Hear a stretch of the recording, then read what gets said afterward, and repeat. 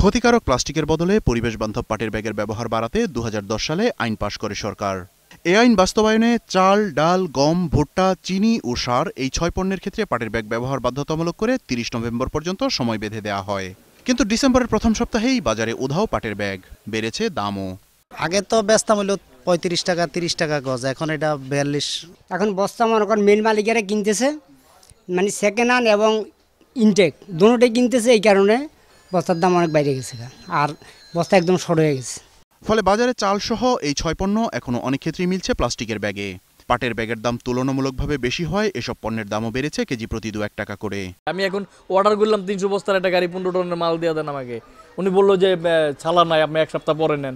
Company যদি আমার এই চাউলটা এখন মনে করেন যে 85 টাকা কিনা, যদি কোম্পানি তখন আমার 88 টাকা ধরে দেয়, তাহলে তো আমার স্বাভাবিক চালের দাম কত বাড়লো? 3 টাকা পার কেজিতে বেড়ে গেল, যেমন এখনই চিনির দাম বেড়ে গেছে। এদিকে পাটের ব্যাগের চাহিদা মেটাতে কাঁচা পাট রপ্তানি নিষিদ্ধ করেছে সরকার।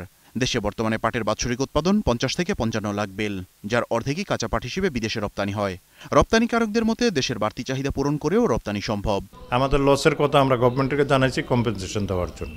এদিকে মঙ্গলবার পাট প্রতিমন্ত্রী নিজেই ভ্রাম্যমাণ আদালত নিয়ে নামেন অভিযানে। ব্যাগের সরবরাহ নিশ্চিত করার পাশাপাশি এ নিয়ে সব ধরনের অনিয়ম ও কারসাজি সরকার প্রতিরোধ করবে বলে জানান তিনি।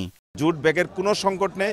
যে কোনো মানুষ, যে কোনো ব্যক্তি এবং যে কোনো আড়ত মালিক, সেও যদি এখন আমার বিজিএমসিতে যায় যে আজকে আমাকে 20,000 ব্যাগ দরকার, এখনই নিয়ে আসতে পারে। 50 পয়সা পার কেজিতে আমার কস্টিং জুট ব্যাগে বেশি পড়তেছে, কিন্তু আপনারা জেনে খুশি হবেন যে এই অজুহাতটি কিন্তু এটা অজুহাত।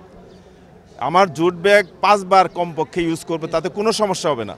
বর্তমান মজুদে বাড়তি চাহিদা সামাল দেওয়া সম্ভব হলেও কাঁচা পাট রপ্তানির বিপক্ষেই এখনো সরকারের অবস্থান বলে জানান প্রতিমন্ত্রী। প্রতি বছর 70 থেকে 75 কোটি জুট ব্যাগ আমাদের প্রয়োজন পড়বে, এবং এই 70 থেকে 75 কোটি জুট ব্যাগ তৈরি করতে আমাদের 20 থেকে 25 লক্ষ বেল কাঁচা পাট প্রয়োজন পড়বে। আমার প্রয়োজনের চাইতে অতিরিক্ত পাট আমার কাছে নাই, সেই কারণে আমরা সাময়িকভাবে এই কাঁচা পাটটা রপ্তানি আমরা বন্ধ রেখেছি। তবে প্রয়োজনে রপ্তানিকারকদের ক্ষতিপূরণের বিষয়ে বিবেচনার আশ্বাস দেন তিনি।